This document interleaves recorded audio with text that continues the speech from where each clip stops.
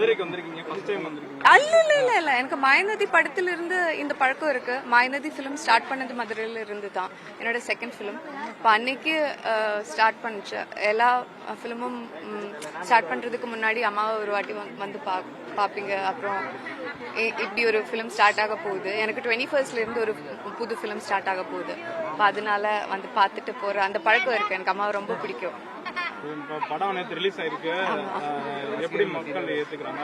அது இப்போ ஓடிட்டு தான் இருக்கு. குடும்ப ஃபிலிம் இல்லையா, ஃபேமிலி ஃபிலிம். அதனால நல்லா வரும்னு நான் நம்புறேன். அடுத்து என்ன படம் பண்றீங்க? அடுத்தது நெட்ஃபிளிக்ஸோட ஒரு சீரீஸ் தான். அது 21st ஆரம்பிக்கும். இல்ல தமிழ் சினிமால ரேரா தான் பார்க்க முடியுது. இல்லவே இல்ல. எனக்கு தமிழ் சினிமால தான் இப்போ நிறைய ஆப்பர்ச்சுனிட்டிஸ் கிடைக்குது. தமிழ் தான் பண்ணிட்டு இருக்கிறாங்க. தக் லைஃப்ல நேத்து ட்ரெய்லர் லான்ச் ஆயிருக்கு. ஆமா, ரிசப்ஷன் தக் லைஃப் ட்ரெய்லர் பயங்கரமா ரிசப்ஷன் இருக்கு. எனக்கு கூட ரொம்ப பிடிச்சது. ஹாலிவுட் லெவல்ல இருக்கிறீங்க ட்ரெய்லர்.